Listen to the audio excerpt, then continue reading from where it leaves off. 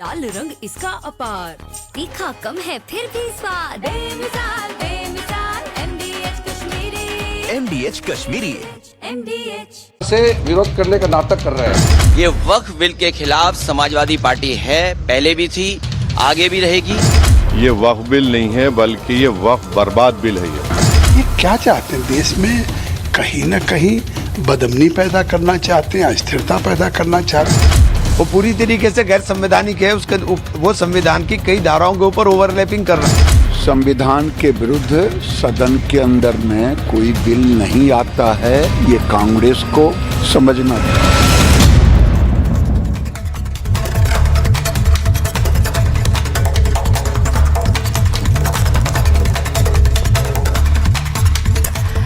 नमस्कार, आपके साथ मैं हूं सुजाता कुकरेती। आप देख रहे हैं अपना फेवरेट शो महाभारत। और कल संसद में क्या वक्फ के नाम पर महाभारत चलेगी? ये इसलिए कह रही हूं क्योंकि 8 घंटे का समय दिया गया है और 8 घंटे के समय में वक्फ पर चर्चा होगी।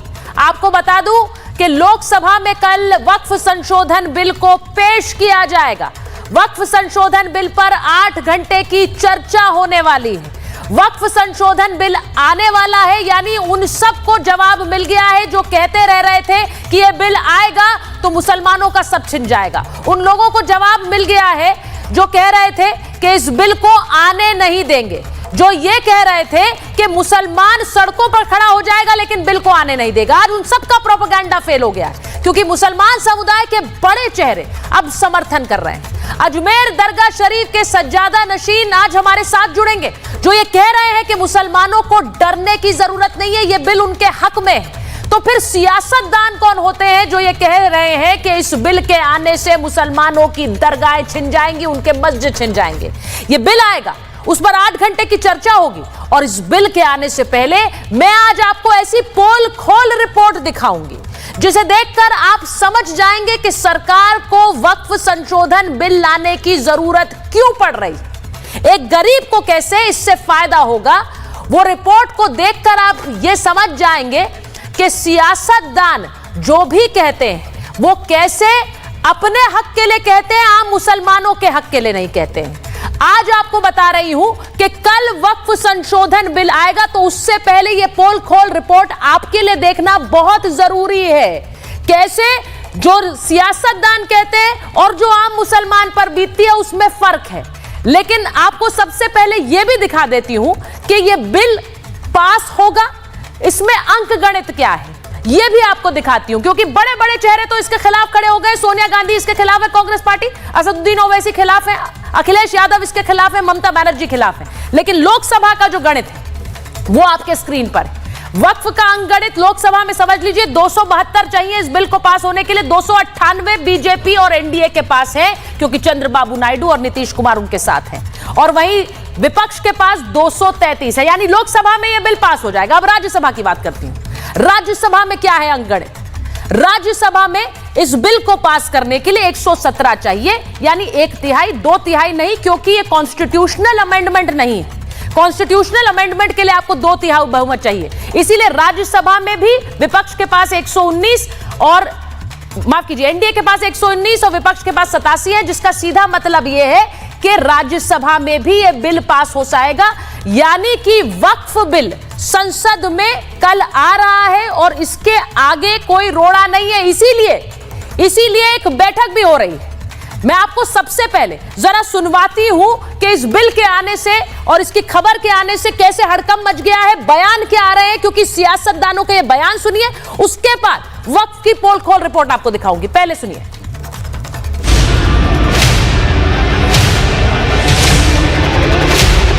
2 अप्रैल को वक्फ अमेंडमेंट बिल को मैं टेबल करना चाहता हूं फॉर कंसिडरेशन एंड पासिंग, पारित होने के लिए। उसके बाद हमने 8 घंटे के लिए मान लिया गया है कि चर्चा। तो किरण रिजिजू ने कह दिया है कि वक्फ संशोधन बिल कल आने वाला है, लेकिन उससे पहले आपको एक बड़ी खबर बता देती हूं। थोड़ी देर में इंडी गठबंधन की बैठक होने वाली है। वक्फ बिल पर कांग्रेस ने यह बैठक बुलाई है। विपक्ष की बैठक वक्फ बिल पर होगी और अपनी रणनीति तय करने के लिए, यानी कल संसद में कैसे वक्फ बिल के खिलाफ अपना पक्ष रखना। आप जानते हैं जो बड़ी बड़ी पार्टियां हैं वो वक्फ संशोधन बिल के खिलाफ है। आप जानते हैं कि कांग्रेस इसके खिलाफ है, आरजेडी इसके खिलाफ है, अखिलेश यादव की समाजवादी पार्टी इसके खिलाफ है। ये सब इस वक्त संसद में एक बैठक कर रहे हैं। ये बड़ी खबर आपको बता रही हूं, वक्फ बिल पर अपनी रणनीति बना रहा है विपक्ष। तो ये इस वक्त आपको बड़ी खबर बता रही हूं। कल संसद में ये बिल आना है, उससे पहले विपक्ष की ये बड़ी बैठक है। लेकिन जो इन सियासतदानों को देख रहे हैं, जो ये कहते हैं कि सियासतदान ये कहते हैं मुसलमानों के खिलाफ है, वो जरा ये पोल खोल रिपोर्ट देखें। वो ये देखें कि कैसे गरीब मुसलमान वक्फ के चलते सिर्फ पिसता रहा है। जरा देखिए। पारदर्शिता है और बिल्कुल ट्रांसपेरेंसी से काम हो रहा है, तो उसमें कोई बुराई नहीं है। बस ये है कि मुस्लिम पर्सनल लॉ बोर्ड जैसे हर चीज में आवाज उठाता है, हर चीज में बात करता है, तो मुस्लिम पर्सनल लॉ बोर्ड को 70 सालों से ये भी आवाज उठाना चाहिए थी कि वक्फ की जो संपत्ति है, वक्फ की संपत्ति ऐसे गरीब मुसलमान को दी जाए जिनके पास में छत नहीं है। वक्फ की संपत्ति में ऐसे अस्पताल बन जाए जहां पर हमारे जो मुस्लिम के कैंसर अस्पताल बन जाए, या कॉलेज बन जाए, यूनिवर्सिटी बन जाए, MBBS कर लें, पढ़ाई कर लें, एजुकेशन कर लें। इसके लिए हमारे किसी भी जिम्मेदार संस्था ने साथ नहीं दी। जैसे 20-25 साल पुराना वक्फ का रिकॉर्ड अगर हम ढूंढें तो देखते हैं कि जो मुसलमानों को पहले से जो पावर में था, मतलब ये कानून अगर सही था तो उससे पहले लोगों को कोई उसका बेनिफिट क्यों नहीं मिला। कई ऐसे लोग हैं जो गरीब हैं जिनको उसका मदद मिलना चाहिए, वो चीज नहीं मिली। कई जो लोग जो किराए पे रह रहे हैं वो आज तक अपने नए रेवेन्यू किराए करना जल्दबाजी है जी, जल्दबाजी है। क्योंकि देखिए इससे पहले ही जब हम जो कानून है उसके अंदर ही लोगों को फायदा नहीं पहुंच रहा है, हो सकता है नए कानून से लोगों को फायदा। मैं इस बिल का स्वागत करता हूँ क्योंकि मैं खुद एक औकाफ की प्रॉपर्टी में रह रहा हूँ। मेरा फैमिली मैटर था चाचा को लेकर, मैं कई बार वक्फ बोर्ड गया, वहाँ मेरी कोई सुनवाई नहीं हुई। यहाँ तक फिर मुझे आखिर में जाके गवर्नमेंट का नहीं SDM के पास जाना पड़ा, उसके बाद जाके कहीं जाके सुनवाई हुई। वक्फ बोर्ड में कोई भी सुनवाई नहीं है। मतलब नए बिल से जैसे आपको फायदा हुआ और लोगों को हो सकता है, बिल्कुल हो सकता है भाई, सुनवाई नहीं है ना। अब मेरे चाचा लड़ने को तैयार है, मैं उनको पैसे दे चुका हूँ, सारी चीजें कर चुका हूँ, उसके बाद वटने को एग्री नहीं है। तो इससे समझ में आता है गवर्नमेंट ही काम कर पाएगी, वक्फ बोर्ड कुछ नहीं कर पाएगा। और मैं आज इसीलिए कह रही हूं कि ये पोल खोल रिपोर्ट आप क्यों देखें। ये इसलिए देखें क्योंकि जो आम मुसलमान है वो पूछ रहा है all India Muslim personal law board ने हमारे लिए क्या किया है, जो आज ठेकेदार बनकर कह रहे हैं कि मुसलमान इसका विरोध करें। जो आम मुसलमान है वो ये बता रहा है हमारी जमीन कैसे हड़प ली गई, हमसे कैसे उस पर किराया लिया जा रहा है, जो और वो भी कई गुना ज्यादा। ये सब दिखाना इसीलिए जरूरी था क्योंकि कैसे एक आम मुसलमान को कोई फायदा नहीं हो रहा है। मैं आपको ये बता दूं कि इस वक्त मेरे साथ सैयद नसरुद्दीन चिश्ती जुड़ रहे हैं, जो कि उत्तराधिकारी हैं, सज्जादा नशीन है अजमेर दरगाह के। बहुत बहुत स्वागत आपका चिश्ती साहब। और सवाल मेरा सबसे पहले आपसे यही है कि आप एक ऐसी आवाज है मुसलमानों के लिए जो खुलकर कह रहे हैं कि इस बिल पर भरोसा करिए, जो कह रहे हैं कि इसमें कुछ गलत नहीं है, जो कह रहे हैं कि अफवाहों पर ध्यान न दें।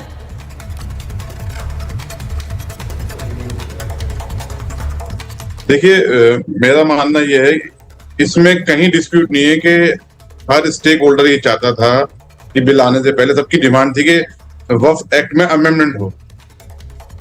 वक्फ एक्ट में अमेंडमेंट की बहुत सख्त जरूरत थी, लेकिन बिल आने के बाद में लोगों ने मुखालिफत शुरू कर दी। अब देखिए, डेमोक्रेसी में हम लोग रहते हैं, मुखालिफत करने का, फेवर करने का अधिकार सबको है, सहमति असहमति जताने का अधिकार सबको है, लेकिन मिसलीड करने का अधिकार किसी को नहीं है। हमारा मानना है जो कम्युनिटी को मिसलीड किया जा रहा है, मेरा मानना ये है ये गलत है। हो सकता है उसमें कुछ क्लॉज ऐसे हो जो लोग हंगामा बर्पा कर रहे हैं उनके अकॉर्डिंग ना हो, उनकी मंशा के अकॉर्डिंग ना हो, लेकिन इसके कतई ये माने नहीं है कि सरकार की नीयत ये है कि वो मुसलमानों के जो धार्मिक इदारे हैं उनको छीनने की प्रयास कर रही है, कोशिश कर रही है, ये गलत है।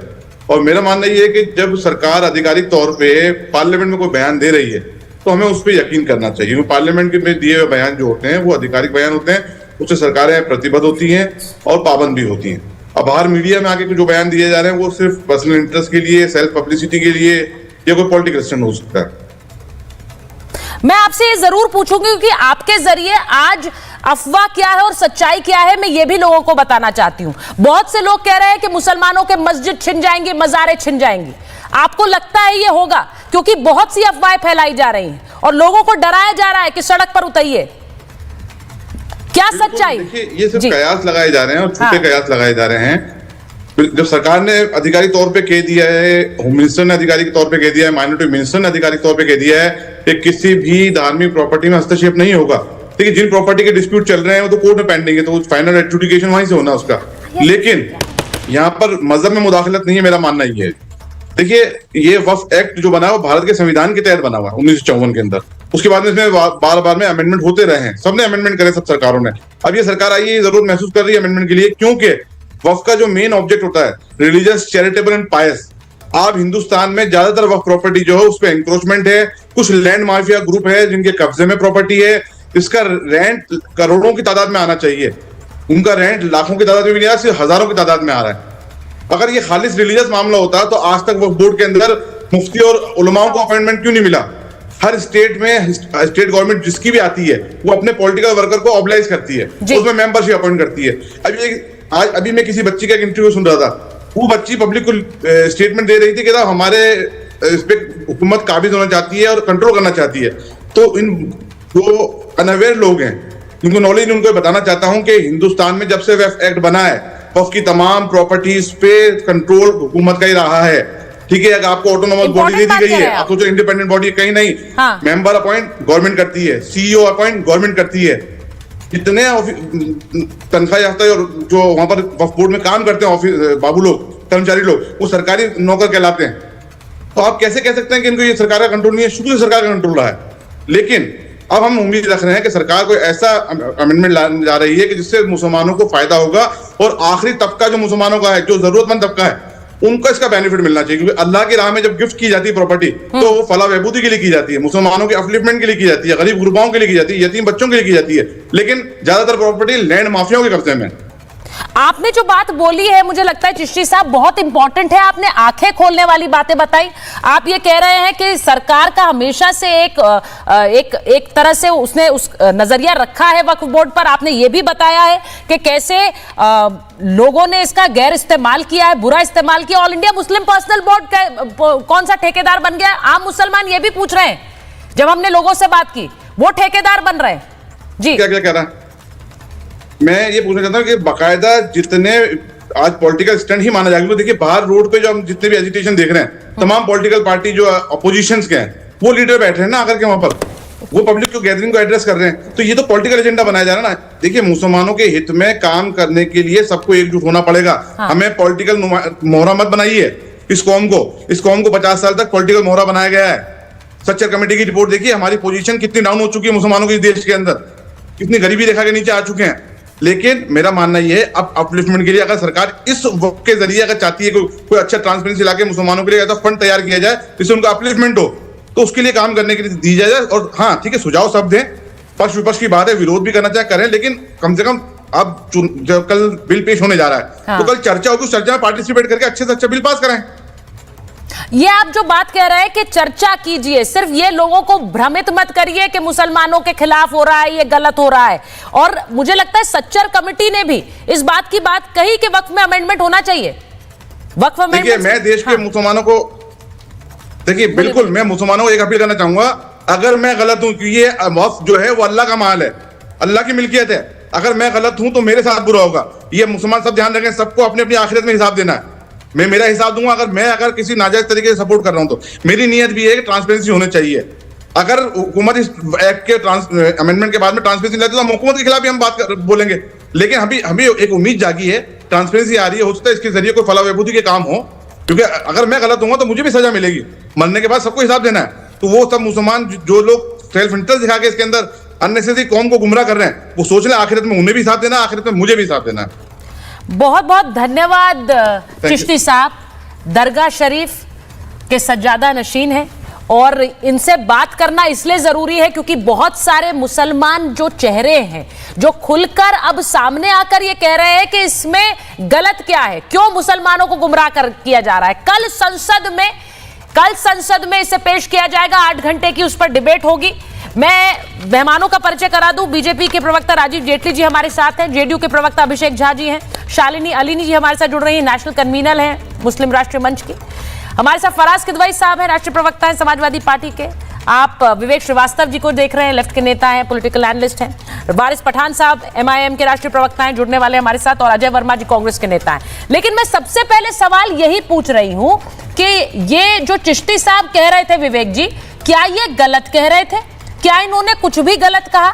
इन्होंने कहा, उससे पहले मैंने एक रिपोर्ट दिखाई जिसमें गरीब मुसलमान बता रहे हैं अपनी plight कि कैसे वक्फ के चलते हमारी जमीन, हम वक्फ के चलते कैसे हमारी जमीन पर कब्जे हो गए। वो ये भी बता रहे हैं कि मुस्लिम पर्सनल लॉ बोर्ड कौन है जो ठेकेदार बन रहा है आज हमें बताने वाला, कल संसद में तय होगा। जी अब देखिए, हाँ अब गरीब मुसलमान अगर कहता है खड़े होकर के कि CANRC गलत है, हमें घाटा होगा, डिस्क्रिमिनेटरी है, तो सारे एक लाइन से खड़े हो जाएंगे कि भाई आपको तो ज्ञान ही नहीं है, आप इसलिए कह रहे हैं।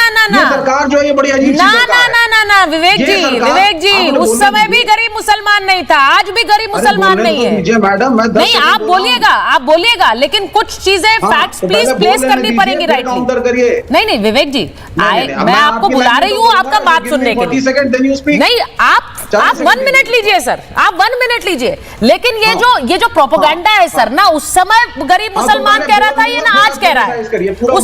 उस समय भी नेता कह रहे थे, आज भी नेता कह रहे हैं, आज भी नेता कह रहे हैं। नहीं, अब देखिए गरीब मुसलमान क्या कह रहा है, CANRC के बारे में क्या कह रहा है, वक्फ के बारे में, ये तो बड़ा डिबेटेबल है। यहाँ पे चिश्ती साहब को आपने बुला लिया, अब चिश्ती साहब से कोई ये पूछे कि अमित शाह कह रहे हैं कि रिट्रोस्पेक्टिव में हम लोग नहीं जाएंगे, किसी मस्जिद को नहीं हटाया जाएगा। प्लेसेस ऑफ वर्शिप एक्ट को अमित शाह चैलेंज करते हैं, प्लेसेस ऑफ वर्शिप एक्ट हटाने के लिए सुप्रीम कोर्ट को अप्रोच कराते हैं, तब भाई रिट्रोस्पेक्टिव में जाने के लिए तैयार बैठे हैं। हर मजार, हर मस्जिद के ऊपर कोई ना कोई इंक्वायरी होनी चाहिए साहब, सर्वे होना चाहिए, उसके पूरी सरकार फेवर में है। हर प्रवक्ता बोलता है, बोलते क्या जा रहे हैं, बोलते क्या चले जा रहे हैं। तो वक्त पे प्रश्न पूछ रही है, वक्त पे रहिए ना, बिल्कुल करेगा, वक्त पे रहिए, वक्त पे इधर उधर क्यों भाग रहे हैं, हाथ में जो पावर इतने असहज क्यों नजर आ रहे हैं, दी जा रही है कि कहीं ना कहीं बीजेपी और संघ मिल करके इन वक्फ की जमीनों के ऊपर अपना आधिपत्य जमाएंगे। ये है और ये बड़ी क्लियर सी बात है, और इसीलिए हम इसकी मुखालिफत कर रहे हैं। नहीं, आप मुखालिफत कर रहे हैं। अगर भाई मुसलमान बटा हुआ है जातियों में और वो पीड़ित है, तो CANRC में भी आपको फिर बोलना चाहिए था। मुसलमान अगर पाकिस्तान से आना चाहता है तो आने दो। शुरू कर दिया। नहीं, देखिए मैं इसमें पॉलिटिकली जरा स्पेल आउट करना चाहती हूँ, कौन कौन सी पार्टियां साथ में है, कौन कौन सी इसके खिलाफ हैं। आप क्योंकि विवेक जी ये बोल रहे हैं और मैं जानती हूँ कि लेफ्ट इसके समर्थन में नहीं है, लेकिन वहां पर TDP के जो नेता हैं और वो क्लियरली TDP के नेता ये कह रहे हैं कि वो समर्थन में है, वो समर्थन दे रहे हैं बीजेपी को, NDA के जो घटक दल है वो साथ में है। मैं एक चीज बस पूछना चाह रही हूं कि राजीव जी जरा बताइए, आप लोगों को ये तो नहीं लग रहा है लास्ट मिनट कोई जिटर्स तो नहीं है, क्योंकि बार बार JDU का स्टैंड पूछा जा रहा है, बार बार कहा जा रहा है कि क्या TDP साथ है, उन्होंने खुलकर स्टेटमेंट भी दे दिया आपके समर्थन में है, ये बिल कल पास होगा। देखिए सुचिता, जो इस देश के अंदर मुसलमानों के साथ है वो इस बिल के साथ भी है। बताइए कोई भी एक वजह ऐसी जिसमें इस बिल का वो खंडन कर सके, इसका विरोध कर सके। और सभी राजनीतिक पार्टियों ने कहा है कि हम डिस्कशन का हिस्सा बनेंगे, डिस्कशन का हिस्सा बनने के बाद हमें निर्धारित करेंगे, मतलब कि मुसलमानों के पक्ष में निर्धारित करेंगे। अभी बताइए इस देश के अंदर जितने भी अभी तक जितनी भी जमीनें हैं जो वक्फ बोर्ड के पास रहती थी, उसमें से कितनी जमीनें गरीब मुसलमान को दी गई हैं। किसी में पेट्रोल पंप चल रहा है, किसी में होटल चल रहा है, किसी में कुछ और चल रहा है। सारी जमीनें लीज पर बेचना या लीज पर दे देना और उसके एवज में कुछ पैसे ले लेना, ये महाराष्ट्र का घोटाला ऐसे नहीं हुआ, कर्नाटक का घोटाला ऐसे नहीं हुआ, दिल्ली के अंदर जो घोटाला हुआ उसमें अपॉइंटमेंट में ऐसे नहीं हुआ। और आप ये देखिए जो घोटाले हुए वक्फ बोर्ड के अंदर, उन सबके अंदर एक ही बात तो नजर आई कि ये गरीब मुसलमानों का अधिकार छीनकर चंद मुसलमान नेताओं ने जो इस देश को बेचने की कोशिश करी, वो अधिकार उन गरीब मुसलमानों के पास पहुंचना चाहिए। क्यों नहीं वहां पर अस्पताल होना चाहिए, क्यों नहीं वहां पर सरकारी संस्थाएं होनी चाहिए, क्यों नहीं वहां रोजगार के अवसर पैदा होने चाहिए। वो किसको जाएगा? वो भी तो वहां रहने वाले मुसलमान को जाएगा। तो विरोध करने वाले कौन है? विरोध करने वाले केवल वही लोग हैं जो चाहते हैं चंद लोगों के पास ये अधिकार रहे, और इसमें कोई डाउट नहीं है पॉलिटिकल इंटरफेरेंस रहता है। जिसकी सरकार होती है वहां के नेता, विधायक, सांसद वहां के वक्फ बोर्ड के साथ मिलीभगत करके वो जमीनें अपने नाम पर ले लेते हैं, वो वहां पर लीज पर ले लेते हैं अलग अलग रूप में। देखिए मुझे लगता है, मुझे तो ऐसा लगता है राजीव जी, मुझे ऐसा लगता है अभिषेक जी, शालिनी जी, क्योंकि इस वक्फ पर इतना डिस्कशन हम लोग पहले ही कर चुके हैं। फराज साहब कितनी बार आप भी डिबेट में आए, उस पर बोले हैं, अजय जी बोले हैं, लेकिन अब मुझे लगता है वो जो फैसले की घड़ी है वो है, क्योंकि कल संसद में जब इसे पेश किया जाएगा, अभी भी विपक्ष कह रहा है 8 घंटे नहीं 12 घंटे करा लो। अभी तो इतना समय दे दिया, इतने महीने डिस्कशन से तो वॉकआउट कर गए, अब बोल रहे हैं 12 घंटे करा लो। ये मुझे समझ नहीं आता। मैं बड़ी खबर बता रही हूँ, जेडीयू से जुड़ी हुई है। वक्फ बिल पेश होने से पहले जेडीयू में हलचल तेज हो गई है। पटना में जेडीयू दफ्तर पहुंचे सीएम नीतीश कुमार। नेताओं से वक्फ बिल पर चर्चा करेंगे सीएम नीतीश कुमार, ये इस वक्त की बड़ी खबर है। सीएम नीतीश कुमार पहुंचे पटना में जेडीयू दफ्तर और वो वक्फ बिल पर अपने नेताओं के साथ चर्चा करने वाले हैं। अब देखिए, बार बार ये कहा जा रहा था और असदुद्दीन ओवैसी ने तो खुलकर कहा, all India Muslim personal law board ने खुलकर कहा, नीतीश चंद्रबाबू नायडू हमारे साथ खड़े हो, मुसलमानों का साथ दें, अगर वो साथ नहीं देंगे तो मुसलमान तुम्हें बता देगा, ऐसी वाली बातें भी कही गई। अब नीतीश कुमार जेडीयू दफ्तर पहुंच गए, वहां पर वो अपने नेताओं के साथ बैठक कर रहे हैं। अब मैं अभिषेक जी के पास जा रही हूं। अभिषेक जी, जरा बताइए, ये आखिरी समय पर बैठक, ये अच्छी खबर है एनडीए के लिए या बुरी खबर है? अच्छी खबर है सुचारिता जी। जहां तक इस वक्फ बिल की बात है, हमारी पार्टी के माननीय सांसद दिलेश्वर कामत जी जेपीसी के मेंबर हैं और उन्होंने हमारी पार्टी की जितनी क्वेरीज हैं उनको जेपीसी के सामने रखा है। विभिन्न जो मुस्लिम संगठन हैं उनकी जो चिंताएं आशंकाएं हैं उनको भी रखा है और हम पूरी तरीके से आशान्वित हैं कि सब कुछ को इंक्लूड कर लिया जाएगा और एक बेहतर संशोधित बिल कल पेश होगा। और जब चर्चा की बात इस पर हो ही रही है तो इतनी बेचैनी क्यों? हमारे लिए दुर्भाग्य की बात यह है कि हमारे विपक्ष के ऐसे साथी हैं जो चर्चा में शामिल नहीं होते हैं, चर्चा से भाग जाते हैं।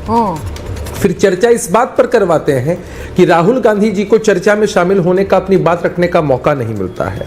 तो ये जब जहां चर्चा होनी है वहां तो अपनी बात को नहीं रखते हैं बखूबी, लेकिन ऐसे मुद्दों को पॉलिटिकल टूल के रूप में इस्तेमाल करते हैं। समझते हैं कि अगर इसे पॉलिटिकल एजेंडा बनाया जाए तो शायद तुष्टिकरण के माध्यम से अल्पसंख्यक समाज के लोगों का वोट मिल सके। ये समझते हैं कि ऐसे मुद्दों को अगर हथियार बनाया जाए तो वोटों का ध्रुवीकरण हो सकता है और खास समुदाय के वोट के ये ठेकेदार बन सकते हैं। खैर, कल बिल पेश होना है। हमारी पार्टी ने अपनी आशंकाओं को लेकर, अपनी क्वेरीज को लेकर जेपीसी को अवगत कराया है। संशोधन भी इसमें हुए हैं। हम उम्मीद करते हैं कि सब कुछ अच्छा, बढ़िया और बेहतर हो सके। अब आप जब बात कर रहे हैं इस दौरान मैं जरा फराज साहब को बता दूं कि पटना में जो जेडीयू दफ्तर पे बैठक जरूर हो रही है, लेकिन जेडीयू ने अपने सभी सांसदों को व्हिप भी जारी कर दी है। फराज साहब को बता रही हूं, फराज साहब को स्क्रीन पर रखिए। फराज साहब, सारे सांसदों को व्हिप भी जारी कर दी है, तो शायद इस उम्मीद में आप लोग बैठे रहे हैं कि नीतीश कुमार का हृदय परिवर्तन हो जाएगा या फिर चंद्रबाबू नायडू पलट जाएंगे, वो साथ नहीं देंगे। ऐसा होने नहीं वाला है। ऐसा लग रहा है व्हिप जारी हो गई है। इसका सीधा मतलब क्या है? सांसद रहेंगे कल, वो समर्थन में वोट करेंगे, अगर बिल को लेकर समर्थन में अपनी बात रखेंगे। आपके नेता अभी भी कह रहे हैं सड़क पर उतर जाएंगे, अभी भी कह रहे हैं कि समर्थन, अगर बिल पास हो गया तो हम इस पर प्रदर्शन करेंगे। सुचारिता जी, अगर कर्पूरी ठाकुर और जयप्रकाश नारायण जी ऊपर से बैठे हुए ये डिबेट सुन रहे होंगे तो आपस में गले मिलकर के फूट फूट करके रो रहे होंगे कि ये वही नीतीश कुमार जी की पार्टी है जो सामाजिक न्याय और सामाजिक परिवर्तन की लड़ाई जिसने बिहार में लड़ी और जिसकी हम रिस्पेक्ट भी करते हैं। लेकिन अब सत्ता की ये मजबूरी हो गई है कि एक शेर मुझे याद आ रहा है सुचारिता जी, कि कोई मस्त है कोई तिश न लग तो किसी के हाथ में जाम है, मगर इस पे कोई करे तो क्या ये तो मैं कदे का निजाम है। इसी कायनात में है जिगर, कोई इनकलाब उठेगा फिर, कि बुलंद हो के भी आदमी अभी ख्वाहिशों का गुलाम है। तो ठीक है, जब ये ख्वाहिशों की गुलामी खत्म होगी, बंधन टूटेंगे, तो हो सकता है आदरणीय नीतीश कुमार जी को लगे कि उन्होंने भारतीय जनता पार्टी का साथ, सिर्फ उनकी मोदी जी के साथ फोटो लग गई थी, उस पर उन्होंने गठबंधन शायद तोड़ लिया था कि वही नीतीश कुमार जी है। आपने एक ज्यादती की सुचारिता, आपने ज्यादती ये की कि जो अभी वो अजमेर दरगाह के जो सज्जादा नशीन साहब आए थे, उन्होंने जब कोई बात कही तो उनको आपको स्क्रीन पे रखना चाहिए था, क्योंकि वो झूठ बोल करके गए और आपके नहीं, वो स्क्रीन पर ही थे सर, वो स्क्रीन पर ही थे और वो क्या झूठ बोल रहे थे? कैसे करूं? वो क्या झूठ बोल रहे थे? हाँ, मैं आपको बताऊं, अब मैं उनके झूठ को एक्सपोज कैसे करूं। हाँ। उन्होंने बोला कि अभी जो वक्फ एक्ट है 1995 वाला, उसमें मेंबर जो है वो गवर्नमेंट अपॉइंट करती है। ये सरासर झूठ है।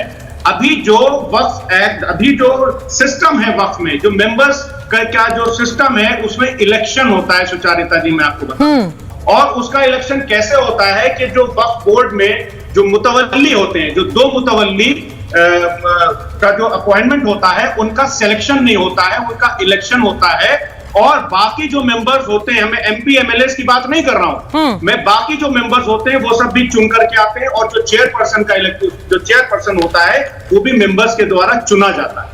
तो लोकतांत्रिक तरीके से आज की तारीख में वक्फ बोर्ड में जो मेंबर्स होते हैं, देखिए चुन करके आते हैं, जिसको भारतीय जनता पार्टी ने चेंज कर दिया। देखिए जो केंद्र शासित राज्य है, वहां पर एलजी वक्फ बोर्ड का जो सीईओ है उसे अपॉइंट करता है। वो सीईओ की बात कर रहे हैं फराज साहब। मैं जरा आपको एक बार फिर से बता दूं, उनकी बात जरा गौर से सुनिएगा। वारिस साहब को स्क्रीन पर रखिए। मैं आपको ये बता रही हूं उन्होंने क्या कहा। उन्होंने कहा कि सीईओ को सरकार ने अपॉइंट किया, एलजी ने अपॉइंट किया, उसमें उन्होंने कोई गलत नहीं बात की। तो इस बात को जरा फिर से सुनिएगा, उन्होंने क्या कहा है। उन्होंने गलत नहीं कहा है, और उन्होंने ये भी कहा कि साल दर साल अमेंडमेंट्स वक्फ में होते रहे, पहली बार छेड़छाड़ नहीं हो रही है। अब देखिए, इसी को वर्गलाना कहते हैं फराज साहब। आपने उसे कैसे घुमाया कि ये झूठ बोल रहे हैं। वो झूठ नहीं बोल रहे हैं। क्या दिल्ली में हाल ही में एलजी ने अपॉइंट नहीं किया है दिल्ली वक्फ बोर्ड का सीईओ? मुझे बता दीजिए जरा फराज साहब। मैं एग्जांपल से के पूछती हूं आपसे, एग्जांपल से के पूछती हूं ना। आपने मुझे कहा कि सरकार ने कैसे, क्या नहीं करा? क्या राज्य सरकारें नहीं देखती हैं वक्फ का काम? मुझे बता दीजिए जरा। सुनिए तो मैडम, पूरी बात तो सुनिए। तो घुमाते हैं ना आप, घुमा देते हैं खबर को। मैंने लिख लिया। उन्होंने कहा मेंबर्स गवर्नमेंट अपॉइंट करती है। आप रिवाइंड करके सुनिएगा। मैंने तो उनसे बात की, और मैंने भी पॉइंटर्स बनाए। मैं वही आपसे कह रही हूं, फिर से सुना दूंगी आपको। उन्होंने कहा कि सीईओ अपॉइंट करते हैं, उन्होंने कुछ गलत नहीं कहा। और ये भी आपको बताऊं कि हाल ही में दिल्ली में भी एलजी साहब ने ही सीईओ अपॉइंट किया दिल्ली वक्फ बोर्ड का। ये आपको जानना जरूरी है। और मैं ये नहीं कह रही हूं कि हस्तक्षेप रहा है। हस्तक्षेप अभी भी नहीं है। इलेक्शन नहीं होता है। हस्तक्षेप अभी भी नहीं है। इसका मतलब वक्फ बोर्ड में इलेक्शन एक बार जरा शालिनी जी को स्क्रीन पर लीजिए, और वारिस पठान साहब को भी लीजिए। वारिस साहब, कल संसद में आ रहा है बिल, और संसद में बिल आ रहा है, और ओवैसी साहब कह रहे हैं 8 घंटे नहीं 12 घंटे चर्चा करिए। अब सर 6 महीने तक तो समय दे दिया, उसमें चर्चा से भागते रहे, अब 8 के 12 घंटे करने। चर्चा के लिए बचा क्या है? आप मुझे बताइए, चर्चा के लिए कितना बचा? वारिस साहब पहले। हाँ, बोलिए वारिस। देखते सुचेता जी, हम इस वक्फ अमेंडमेंट बिल को आउटराइटली रिजेक्ट करते हैं। यह असंवैधानिक बिल है, यह वायलेशन है आर्टिकल 14, 24, 25, 26 ऑफ द कॉन्स्टिट्यूशन का। अब बात नंबर दूसरी ये है कि कल जब बिल पेश होगा तो लोकसभा में बीजेपी के पास संख्या कम है, बहुमत नहीं है। इस बिल को समर्थन करके पास कराने के लिए उनको जरूरत पड़ेगी चंद्रबाबू नायडू की, नीतीश कुमार की, जयंत चौधरी की और चिराग पासवान की। और यकीन मानिए, अगर इन लोगों ने इस बिल का समर्थन कर दिया तो भारत देश का मुसलमान इनको किसी कीमत पे कभी माफ नहीं करेगा। क्योंकि ये हमारे मुसलमानों की, हमारे यतीमों की, बेवाओं की, ये उनके अधिकार की जमीन है। इस पे बीजेपी की नीयत में खोट है। बीजेपी की नीयत को वक्फ जमीन को बचाने की नहीं है सुचित्रा जी। ये इनकी नीयत है कि हमारे वक्फ की जमीनों को हड़प कर ले, इसलिए काला कानून लाकर हमारे वक्फ के जमीन को हड़प करने की बात कर रहे हैं। अब देखिए इस बिल के अंदर किस किस तरह के अमेंडमेंट्स है। 44 अमेंडमेंट्स, कुछ अमेंडमेंट्स है जो बताते हैं कि 2 नॉन मुस्लिम रहेंगे अब वक्फ के अंदर। मुझे बताइए, हमारी अपनी चीजें हैं, ये गवर्नमेंट प्रॉपर्टी नहीं है, प्राइवेट प्रॉपर्टी है, ये चैरिटी के हिसाब से दी गई है हमारे मुसलमान समाज के लिए। क्या कोई हिंदू एंडोमेंट बोर्ड में मुसलमान को रखेंगे? अब देखिए वारिस साहब, सुनिए मैडम, मैं आपके बीच में, ये कौन है भाई? ये शालिनी अली है, ये नेशनल कन्वीनर है मुस्लिम राष्ट्रीय मंच की। मैं जानता हूँ। आप अगर इसमें मैं शालिनी जी आ रही हूँ, आपके पास। समझदार है, ये बहुत पढ़े लिखे हैं। मैं वारिस साहब, आपने मेरे सवाल को थोड़ा घुमा दिया। ये जरा मैंने तो सिर्फ ये पूछा कि 6 महीने क्या कम थे? अब 8 घंटे के 12 घंटे चाहिए डिस्कशन के लिए। अच्छा, 6 महीने में क्या हुआ आपको पता है ना? वॉकआउट हुआ। 6 महीने में बिल को भेजना पड़ा था जेपीसी के बाद। जेपीसी की कमेटी बैठी, कमेटी के अंदर डिस्कशन हुआ। डिस्कशन में हमारे पार्टी प्रेसिडेंट असदुद्दीन ओवैसी साहब ने भी डिसेंटेड नोट दिए थे। उस डिसेंट नोट के अंदर कितने सारे पॉइंट तो गायब कर दिए लोग ने। उसके बाद में मुस्लिम पर्सनल लॉ बोर्ड ने एक वेबसाइट निकाला था, उन्होंने कहा था जिसको आपत्ति ऑब्जेक्शन है वो अपना ऑब्जेक्शन दायर करे। पूरे के पूरे मुसलमानों ने ऑब्जेक्शन किया है, करोड़ों के हिसाब से लोगों ने ऑब्जेक्शन दिया है। फिर उसके खिलाफ प्रोटेस्ट चालू किया। देखिए संविधान ने हमको अधिकार दिया है, काले कानून के खिलाफ प्रोटेस्ट कर सकते हैं। पिछली जुम्मा को मुस्लिम पर्सनल लॉ बोर्ड के बोलने से सबने काली पट्टी बांध के नमाजें पढ़ी, करोड़ों लोगों ने। और अभी भी मैं बोल रहा हूं, एक भी इंच हमारे वफ़ की हम सरकार को इस तरह से हड़प करने नहीं देंगे। कायदे कानून का सहारा लिया जाएगा। संवैधानिक तौर पे पूरे देश में इस काले कानून के खिलाफ हम हमारा एहतजाज जारी रखेंगे जब तक सरकार बिल को वापस नहीं लेती। नहीं, आपको लग रहा है सरकार बिल वापस लेगी? सर, सरकार आपकी धमकियों के बीच बिल लेकर आ रही है। सरकार आपकी धमकियों के बीच बिल लेकर आ रही है। कल चर्चा के लिए बुलाया गया, 8 घंटे का बिल है। आपके नेता कह रहे हैं हम जाएंगे और उस डिस्कशन का हिस्सा बनेंगे, वो उस चर्चा का हिस्सा बनेंगे। अरे सुनिए सुचेता जी, आप तो इतनी बड़ी एंकर, आपका शो करोड़ों लोग देख रहे। आपने देखा था ना किसानों का बिल कैसा वापस लिया था सरकार ने। तो सरकार, ये काला कानून है, इसको बिल वापस लेना होगा, क्योंकि ये मुसलमानों के वफ़ की जमीन को सपोर्ट करने के लिए नहीं है, बचाने के लिए नहीं है। ये वफ़ को बर्बाद करने के लिए सरकार ये कानून ला रही है। नहीं, बर्बाद करने के लिए ला रही है। सर, इतने लोग समर्थन में खड़े हैं। वारिस साहब, मैं आपसे पूछ रही हूँ, आज मैंने एक रिपोर्ट दिखाई, आप उस समय जुड़े नहीं थे। शालिनी अली जी, उस रिपोर्ट में वारिस साहब को बताइए कि कैसे गरीब मुसलमान बता रहे थे कि वक्फ से हमें, वक्फ कहते गरीबों की मदद के लिए, हमें कोई मदद नहीं मिली, जिसमें गरीब मुसलमान कह रहे थे all India Muslim personal law board हमारा ठेकेदार कब से बन गया, आज तक तो कुछ नहीं किया। तो वो रिपोर्ट आपको भी देखनी चाहिए वारिस साहब। ये 44 अमेंडमेंट की बात कर रहे हैं, ये 44 अमेंडमेंट्स की बात कर रहे हैं। मैं इनसे ये पूछ रही हूँ, जो 14 अमेंडमेंट अप्रूव हुई है, उनमें से कौन से ऐसे अमेंडमेंट है जो इन्हें नहीं पसंद है? इन्हें गरीबों की मदद करना नहीं पसंद है, इन्हें ट्रांसपेरेंसी ऑडिट नहीं पसंद है, इन्हें महिलाओं के मेंबर बनना नहीं पसंद है, इन्हें ये नहीं पसंद है कि वक्फ और औलाद में ये लिखा है कि अब अगर आप कोई भी अपनी प्रॉपर्टी वक्फ करना चाहते हैं तो लेजिटिमेट एयर्स को उनका हिस्सा देकर, उनमें बेटियों का हिस्सा देकर भी आप उसके बाद अपनी जमीन जायदाद वक्फ करिए। ये वो भी नहीं चाहते हैं कि अगर आप तो वो भी, अगर सरकार कह रही है कि अगर आप ट्रस्ट में जाना चाहते हैं, आप वक्त से अपना नाम हटा दीजिए और अपने ट्रस्ट फॉर्म कर लीजिए। ये अमीर मुसलमान है जो अपने किलाओं में, अपने पैलेसेस में, अपने बिल्डिंगों में रहते हैं। इन्हें गरीबों से कोई लालच, इनको गरीबों से सिर्फ वोट चाहिए होता है, उसकी लालच है इन्हें। ये गरीबों को उनका हक नहीं देना चाहते हैं। ये बात कहते हैं वक्त हमारी, वक्त हमारी वक्त नहीं है, वक्त अल्लाह के नाम की है, चैरिटी के लिए है। चैरिटी कहाँ कर रही है, कहाँ है स्कूल और कॉलेज? वक्त के नाम से स्कूल, कॉलेज, वारिस साहब कह रहे हैं आपका हक है। एक मिनट रुकिए, अजय जी के पास तो मैं अभी तक गई भी नहीं। देखिए, मैं आपको वारिस साहब एक बुरी खबर दे रही हूँ, एक बुरी खबर वारिस साहब को रखिए जरा स्क्रीन पर। मैं वारिस साहब एक बुरी खबर दे रही हूँ। अजय जी, ये खबर आप लोगों के लिए भी बुरी है कि वहां पर जेडीयू ने व्हिप जारी कर दिया, सारे सांसद पहुंचे कल।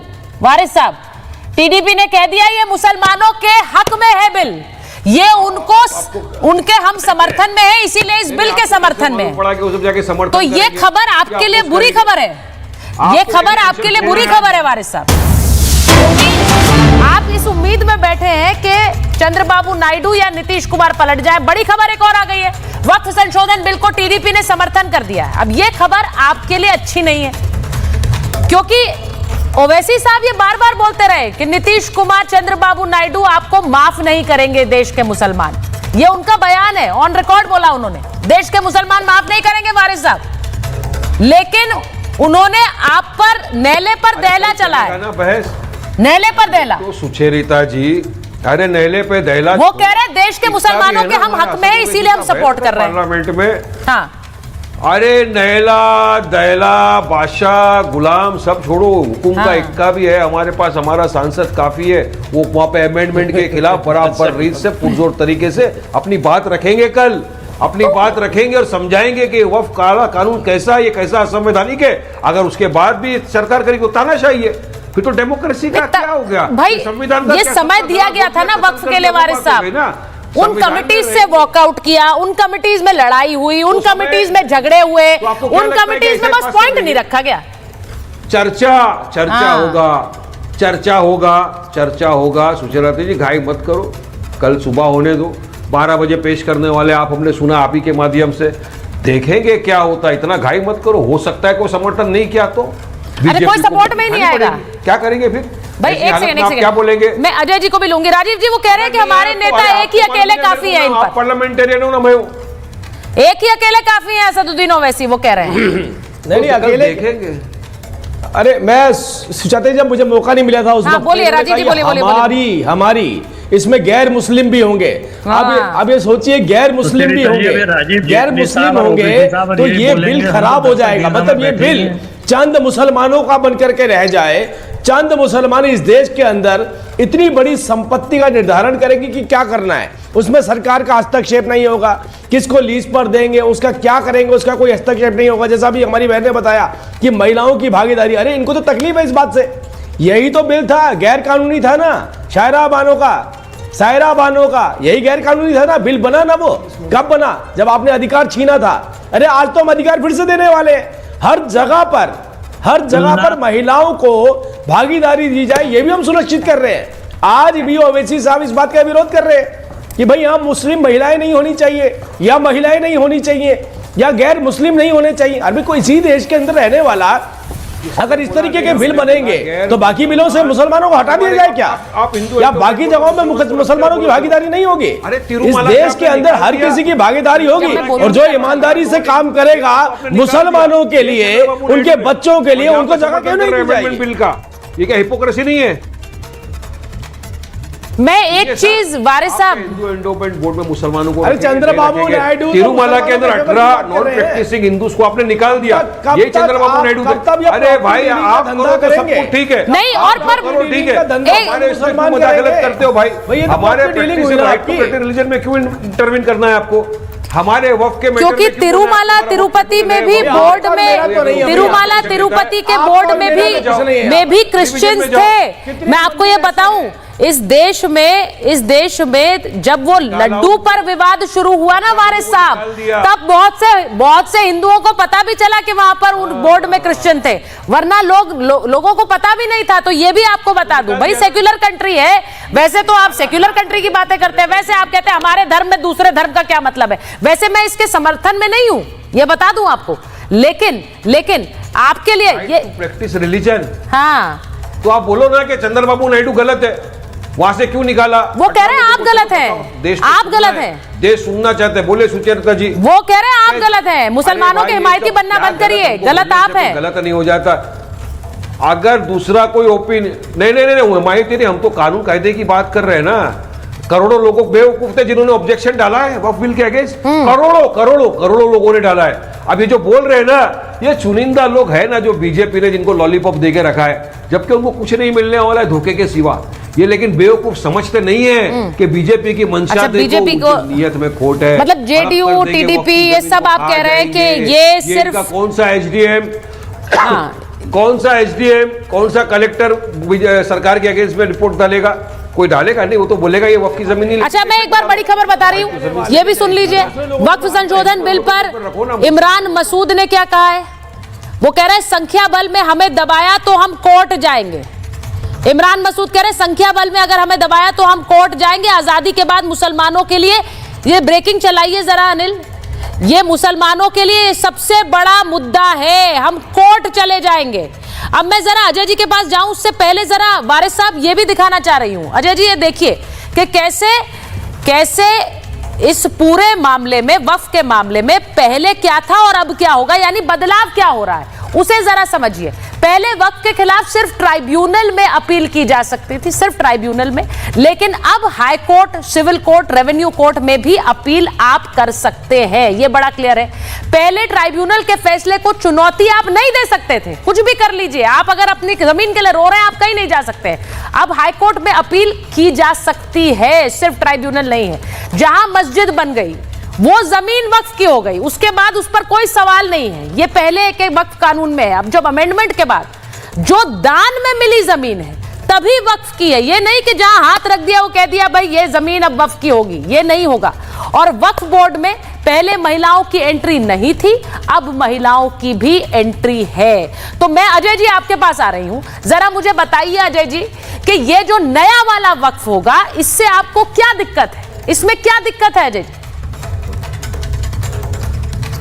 क्या फायदे हैं सरकार को? फायदे मैं बताता हूं क्या है। हमें दिक्कत तो हम कल लगाएंगे संसद में। सरकार इस चुनिंदा जमीन को छांटकर जिस तरह से अयोध्या में आर्मी की जमीन अपने परम मित्र अडानी को दे दी, 1300 कुछ एकड़ जमीन, इन चुनिंदा जमीनों को अपने परम मित्र अडानी के लिए तैयारी कर रही है। आप नोट कर लीजिए मेरी बात। इस बिल के लाने के बाद इस सरकार गरीब, देखिए जमीन वक्फ की आई कहां से, आप ये सोचिए वक्फ की जमीन कहां से आती है, पहले तो इस पे आइए। फिर कोई भी जो सच्चा मुसलमान होगा वो खैरात और जकात नहीं लेगा। जहां सरकार ये कह रही है ना कि भाई वक्फ के लिए वक्फ बोर्ड काम करता है, वक्फ बोर्ड अपना काम करता है, अपने लिए स्कूल भी चलाता है, सारी चीजें करता है। लेकिन आप ये देखिए कि सरकार केवल अपने मित्र अडानी के लिए जमीनों को तैयार करके वो सारी प्रॉपर्टी अपने तरीके से लेगी, जिस तरह से अयोध्या में आर्मी की जमीन को दिया गया है। ऐसे ही इस देश में चुनिंदा जमीनों को करने के बाद, सुचेता जी फाइनल सुन लीजिए, कल हमारे लोग, हेलो जी जी बोलिए बोलिए बोलिए, आप अप्रोच करके देखिए। कल हमारे को देखिए संसद में हम चंद्रबाबू नायडू हुए, नीतीश कुमार जी हुए, जब दो लाख करोड़ रुपए का पैकेज मिला है बिहार को, और इसी धंधे को चलाना चाहते हैं। राजीव जी पहले वो अपनी बात बिहार को, जब बिहार को 2 लाख करोड़ का बिहार को और तमें उसको मिला है चंद्रबाबू नायडू को, तो वो हमें उम्मीद नहीं है कि वो बदलेंगे, वो कुछ बोलेंगे। वो तो सरकार के साथ थे, सरकार के साथ रहेंगे। लेकिन समूचा हिंदुस्तान का विपक्ष और 70% की आबादी के लोग इस वक्फ बिल के खिलाफ, जो सरकार के काले कानून जैसे किसानों वाले काले कानून वापस लिए थे, वो जमीन भी अडानी अपने मित्रों को देना चाह रहे थे। ये जमीन भी आपका ये अडानी वाला राज कब तक चलता रहेगा अजय जी? ये कब तक चलता रहेगा? विवेक श्रीवास्तव जी को स्क्रीन पर रखिए, वारिस जी को स्क्रीन पर रखिए, अभिषेक जी को नहीं, मैं आपसे पूछ रही हूँ कब तक चलता रहेगा ये अडानी वाला राग? कब तक चलता रहेगा अजय जी? सारी जमीनें अडानी को दी जा रही हैं, अब वक्फ की जमीन भी अडानी को देनी है, इसीलिए मुसलमानों से छीनी जा रही है। ये नया वाला नैरेटिव है। क्या ये बात संसद में कल राहुल गांधी बोलेंगे? ये संसद में राहुल गांधी बोलेंगे कल? और किसको दी है? ये कल संसद में राहुल गांधी बोलेंगे? रामदेव को दी है। तो क्या वो पूरे देश को नहीं पता है कि जमीन छीन के आर्मी की दे दी गई? ये राहुल गांधी कल संसद में बोलेंगे कि वक्फ की जमीन छीन कर अब अडानी को दे रहे हैं? बिल्कुल बोलेंगे, सभी बोलेंगे, बिल्कुल कांग्रेस बोलेगी, देखिए आप। हाँ बिल्कुल। अच्छा विवेक जी आपके लिए पहले जवाब दे रहे हैं। विवेक जी यही नैरेटिव है, यही नैरेटिव है। हाँ नहीं, इसी से आप वक्फ बिल को परास्त करना चाह रहे हैं? से टोटली सहमत हूँ। पूरा इंडिया अलायंस इस बात पे एक है कि ये षड्यंत्र मुसलमानों की जमीन को छीन करके बड़े बड़े उद्योगपतियों को देने के लिए, और उसमें संघ सिर्फ एक एजेंट का काम करेगा। जब अच्छा दूसरी बात जो यहाँ पे गलत बोला गया इस चैनल के ऊपर कि भाई जो ट्रिब्यूनल होता है उसके अंदर स्टेट के हाई कोर्ट का ही नुमाइंदा बैठता है। ये कहना कि कोर्ट का उसमें कोई रोल ही नहीं है वक्फ के ट्रिब्यूनल में, टोटली गलत है। और वो आदमी जो बैठता है वो मुसलमान नहीं भी हो सकता है, ये भी इंफॉर्मेशन मैं दे दूं आपको। तो ये कहना कि जो वक्फ का सिटिंग ट्रिब्यूनल है वो बेकार है, गलत है। ये सिर्फ भाई मुसलमानों की अपनी जमीन, अपना चंदा, अपना पैसा वो अपने धर्म के लिए दे रहे हैं, आप क्यों बीच में कूद रहे हैं? आप रेगुलेट करिए ना। कल आप कहेंगे उत्तर प्रदेश की पुलिस अगर करप्ट है, देखिए मेरा एक सवाल गायब कर दोगे क्या? मेरा एक सवाल है विवेक जी, वो मेरा आपसे भी है, फराज साहब, वारिस साहब से भी है, क्योंकि यहाँ पर अभी अभिषेक जी भी बैठे हुए हैं। अभिषेक जी ने बताया कि कल जेडीयू में किसी तरह का कोई इसमें सोच नहीं है कि हम समर्थन में है या समर्थन नहीं करेंगे। वो कह रहे सारे सांसद जाएंगे, समर्थन में है। मैं आपसे सिर्फ ये पूछ रही हूं कि जो सीएए वाला नैरेटिव था उसमें भी आपने कहा कि कैसे सड़क पर आ गए थे गरीब मुसलमान। सर वो नैरेटिव गलत था कि नहीं था? ये जो झूठ फैलाया गया कि आम मुसलमान की नागरिकता चली जाएगी, वो आज मुझे बताइए सच था या झूठ था? सच था या झूठ था? सुन लीजिए, हाँ मैं बता देता हूं आपको। अब आप जो है दो चीजें कहती हैं। एक बार आप कहती हैं कि साहब मुसलमान में अमीर भी है, गरीब भी है, इसमें तो 72 फिरके हैं, इसमें तो लोग पीड़ित भी हैं, तो हम तो भाई हिंदुस्तान में जस्टिस करेंगे। जब मैं कहता हूं कि पाकिस्तान और बांग्लादेश में भी पीड़ित मुसलमान है और सीए के अंतर्गत उसको भी नागरिकता दीजिए, सर अब आप मेरी बात को खारिज कर। सर ये सीए वाली डिबेट पर हम वापस नहीं जा रहे, सीए वाली डिबेट पर मैं वापस नहीं जा रही हूँ विवेक जी, प्लीज। मैं सिर्फ ये पूछ रही हूँ वारिस साहब, विवेक जी आपने नहीं सुनिए मेरी बात सुनिए। वारिस साहब ने इतनी बार महाभारत में आकर ये डिबेट में कहा कि सीए आएगा तो एक आम मुसलमान की नागरिकता चली जाएगी। ये वाला जो झूठ फैलाया गया ये झूठ था कि सच था? वारिस साहब मुझे ये बता दीजिए। सीए आ गया, ये जो बात फैलाई गई कि ट्रिपल तलाक आएगा तो ये हमारे साथ नाइंसाफी होगी, ये नाइंसाफी थी, वो आ गया। आम औरतों को, मुसलमान औरतों को उससे फायदा ही हुआ। अब ये फिर वही वक्त के साथ रिपीट हो रहा है। ट्रिपल तलाक के टाइम पे तो मोदी ने कहा था मुसलमान औरतें मेरी बहनें हैं, लेकिन वो बहन को जब हिजाब पढ़ के जाना था कोर्ट कॉलेज के अंदर तो उसको पढ़ने नहीं दिया। मोदी जी की आप बात मत करो, जुमलेबाजी ये सब सरकार। और अभी जो बीजेपी झूठ और भरम फैला रही है ना कि वक्फ ट्रिब्यूनल में ऐसा हो रहा है, उसके खिलाफ कुछ नहीं कर सकते, झूठ है। अगर ट्रिब्यूनल के ऑर्डर से आप एग्रीव्ड हो, लगता है कि आपको ट्रिब्यूनल ने ऑर्डर सही नहीं दिया है, तो आपके पास है, आप हाईकोर्ट में रिवीजन फाइल कर सकते हो ना। किसने रोका है आपको? क्या एंडोमेंट बोर्ड के अंदर कुछ नहीं होते? अगर गफलेबाजी, चीटिंग, चकारी कुछ हो रही है तो उसके लिए आईपीसी सेक्शन है, फोर्जरी केस लगेगा इंडिविजुअल पे, उसको सजा होगी। मगर यहां आपको इंटरफेयर करके अपने नुमाइंदों को बिठा के ये दिखाना है कि नहीं ये जमीन अभी लिटिगेशन में आई, हमने छीन लिया। और बात सही है, आप छीन के दोगे किसको? आपके मित्रों को दे दोगे, जो उद्योगपतियों को आप बेच दोगे, अडानी लोग को दे दोगे। तो हम क्यों दें हमारी जमीन भाई? ये हमारे मुसलमानों के अधिकार की जमीन है, हम किसी के बीच में तो नहीं जाते। जब ट्रिपल तलाक आ रहा था हम एंडोमेंट तब भी यही कहा गया था कि ट्रिपल तलाक तो कुछ होता नहीं है, कौन आदमी देता है ऐसे, ये तो हमारे शरिया में जो कहा गया है उसके हिसाब से होगा। यही तो कहा जाता था ना। मुसलमान महिलाएं आ गई, उन्होंने कहा हमारे साथ हो रहा है, हमारे साथ गलत हो रहा है। डिबेट करे आपको अरे यार ये लोग बोलिए ना, बोलिए। प्रॉब्लम ये आप लोग का कि आप अपने आप को बहुत चैंपियन ऑफ वक्फ बोर्ड समझ लेते हो, अपने आप को इसलिए दूसरे को सुनते नहीं हो। प्रॉब्लम आपका ये, जबकि आपको कुछ पता नहीं है वक्फ के बारे में। क्या पता है? चलिए वक्फ के बारे में बताइए। तो जो गुमराह करने वाला सच आपका है उसे सच बनाकर परोस दूं वारिस साहब? आप ये चाह रहे हैं कि जो गुमराह करने वाला सच आपका है उसे मैं परोस दूं और कहूं कि चैंपियन ऑफ डेमोक्रेसी वारिस पठान है, ये जो सच बता रहे हैं वही सच है? गुमराह ने, हम सत्य बोल रहे हैं तो आपको लगता है कि गुमराह हो रहा है, क्योंकि आपके एजेंडा को मैं तोड़ रहा हूं ना। आपका no sir, I don't have an agenda करा दिया और पब्लिक को समझ में आ गया कि वारिस पठान ने सच बोला। मेरी सच को आपको नहीं मानना है, आपको आपका झूठ परोसना है। चलो बताओ, ट्रिब्यूनल के खिलाफ जा सकते हैं कि नहीं कोर्ट में रिवीजन में? ये झूठ परोस रही हूं मैं। हिंदू एंडोमेंट बोर्ड में मुसलमान को रख लीजिए, सुचेता जी, चलिए मैं माफी मांग लूंगा। हिंदू एंडोमेंट बोर्ड में 2 मुसलमानों को आप जगह दे दीजिए। मैंने आपको यही बताया अभी।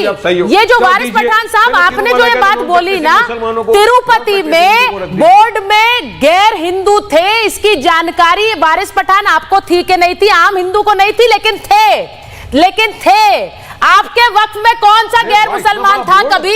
जरा बता दीजिए, लोगों को पता नहीं होगा, आप उन्हें कहते रहते हैं। को जानकारी नहीं था। जी ने जानकारी दी क्या? नहीं, तो मैं वही तो कह रही हूँ, तिरुपति में था, गैर हिंदू थे बोर्ड में। ऐसा रख लिया किसको? आप ये बता रहे हैं, अब आप मुझे बताइए। निकाल दिए ना उसको। क्यों चंद्रबाबू नायडू समर्थन कर रहे हैं? बताइए क्यों? इसलिए बोल रहा हूं। क्योंकि वहां लड्डू में मिलावट हुई, उसके बाद जन आक्रोश बढ़ा, लोगों ने सवाल उठाया।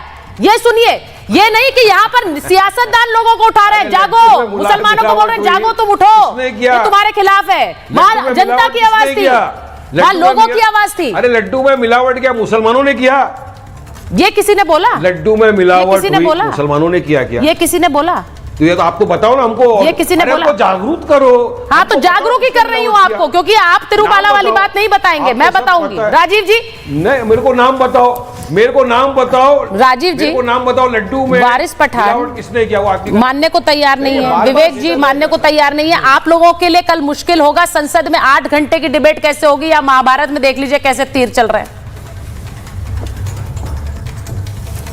नहीं तो 12 घंटे की करना चाहते हैं। 8 घंटे तक का तो समन्वय बना है कि 8 घंटे की डिबेट होगी और उसके अंदर ही निर्धारित होगा। लेकिन ये बात इनको भी पता है कि वक्फ का धंधा कैसे चलता है, ये बात इनको भी पता, छुपा नहीं है इनसे।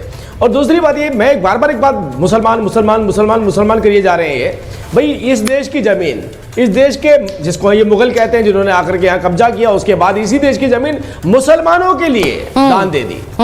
जमीन किसकी? भारत की। दान किसको दिया? मुसलमानों को, देश को नहीं, मुसलमानों को दान दे दिया। अरे चलो दे दिया, ये भी अच्छी बात है, लेकिन उसमें ऐसा कौन सा कार्य किया गया जिससे गरीब मुसलमान, किस मुसलमान को उठाया वक्फ बोर्ड ने? बताइए, किस मुसलमान को वक्फ बोर्ड ने उठाया? कितने मुसलमान और कितनी महिलाओं को, मुस्लिम महिलाओं को उठाया? कौन से ऐसे कार्य करे वक्फ बोर्ड ने? भाई जमीनों कोई प्रॉपर्टी डीलिंग करने को अगर आप अपलिफ्टमेंट ऑफ मुसलमान कहते हैं तो मुझे लगता है कहीं ना आप अपनी कहीं जाति इसी की प्रॉब्लम को चंद सॉल्व लोगों करिए। के वजहों से सारे देश के मुसलमानों को खामियाजा भुगतना पड़ रहा है। हम ये बार बार कह रहे हैं, निष्पक्षता पारदर्शिता होनी चाहिए, डिस्ट्रिक्ट कलेक्टर लेवल पे उसका सर्वे होना चाहिए, जांच होनी चाहिए, ये जमीन किसकी है और किसको जानी चाहिए, किस तरीके के कार्य इसके अंदर किए जा सकते हैं, कैसे बच्चों को रोजगार दिया जा सकता है। इन सब बातों का विरोध करके नहीं, मुझे लगता है विवेक जी मैं एक बार शालिनी जी को लाना चाह रही हूँ। सुनिए, पूरे देश के नहीं, ये बार-बार शालिनी कह रहे हैं अपने मित्रों को अब भाई मित्रों को देने का काम तो आप ही ने किया शुरू से, मित्रों को तो आप देते आ रहे हैं इसलिए तो बिल आ रहा है। अगर आपने मित्रों को शालिनी जी ऐसा क्यों होता है, शालिनी जी को स्क्रीन पर रखिए, कि कोई भी मुसलमान जब बोलता है कि वक्फ संशोधन बिल सही है तो या तो बीजेपी वाला मुसलमान होता है, ये विपक्ष का कहना है, उनको बीजेपी वाला मुसलमान लेबल कर देते हैं, उनको कहते हैं ये मुसलमानों के हितैषी नहीं है, ये उनके खिलाफ हैं, या फिर ये क्या जाने मुसलमानों के बारे में। ये ऐसे वाले लेबल्स आपको भी मिलते होंगे। देखिए, जो यहाँ पे मेजर प्रॉब्लम हो रही है, and I am sorry to say, ये मैं बिल्कुल आपके रिपब्लिक चैनल के माध्यम से बोलती हूँ, यहाँ पे जितने भी गेस्ट हैं इनसे ये पूछिएगा ये गरीब मुसलमान के लाइफ और चैलेंजेस के बारे में क्या जानते हैं। बिल्कुल सही, जिन्होंने अभी बोला है कि कोई भी नहीं की, एक साहब है जो कह रहे हैं कि कोई भी गैरत मुसलमान होगा वो ज़कात और सदका नहीं एक्सेप्ट करेगा। सर, 5 पिलर्स में ज़कात है जो कि मैंडेटरी और आपको दे रहे हैं अपने ही मुसलमान भाइयों के अपलिफ्टमेंट के लिए। दूसरी चीज, जब आप बात कर रहे हो वक्फ के लिए, तो वक्फ ना आपका है ना मेरा है, वो अल्लाह के नाम का है और वो अपलिफ्टमेंट ऑफ सोसाइटी है। इतनी जमीनें हैं, अगर मैं आपसे उनका ब्यौरा मांग रही हूँ तो मैं क्यों गलत हूँ? अगर सरकार आपको कह रही है ऑडिट कराने के लिए तो आपको क्यों खुजली मच रही है? अगर हम ये कह रहे हैं कि आप ऑडिट करवाने के बाद इंस्टेड ऑफ 7%, मुतवली ने बोर्ड को 7% देना है, अब सिर्फ 5% देना है, 2% और आपको मिल रहा है मुतवली को काम करने के लिए, तो उस काम का ब्यौरा का अगर आपको पैसे का हिसाब किताब देना है तो क्यों आपको गलतियां लग रही है? आप क्यों कह रहे हो कि बेटियों को सामने नहीं आना है? आप क्यों कह रहे हो कि स्किल डेवलपमेंट करके बहनों को, बच्चों को, यतीम बच्चों को आगे नहीं बढ़ाना है? आप ये कहते हैं कि हम लोग अल्पसंख्यक हैं। शालिनी जी, मुझे लगता है अल्पसंख्यक हो, इतने करोड़ों का ज़कात आता है, फितरा आता है, वक्त की वेरी राइटली क्यों नहीं उठ पाया मुसलमान आज ऊपर? बहुत बड़ी बात कही है, बहुत बड़ी बात कही है। Third largest land owner of the country, और वो जमीन गरीब मुसलमानों के लिए इस्तेमाल होनी है, तो आज तक गरीब मुसलमान क्यों नहीं उठ पाया? इसका जवाब किसी के पास नहीं होगा। शालिनी जी ने बिल्कुल सही सवाल पूछा है। मुझे लगता है ये सवाल बहुत से आम मुसलमानों को इस पर सोचना चाहिए। बड़ी खबर से महाभारत का एंड कर रही हूं, क्योंकि बड़ी खबर आ गई है कि कल संसद में जो चर्चा होगी उसकी शुरुआत वक्फ बिल पर किरण रिजिजू करेंगे। बीजेपी की ओर से जगदंबिका पाल बोलेंगे, अनुराग ठाकुर, निशिकांत दुबे, रविशंकर प्रसाद, तेजस्वी सूर्या भी बोलेंगे, अभिजीत गंगोपाध्याय और कमलजीत सहरावत भी। बीजेपी की तरफ से जो स्पीकर्स है उनकी लिस्ट आ गई है। कल लोकसभा में जो चर्चा है उस पर किरण रिजिजू चर्चा की शुरुआत करेंगे।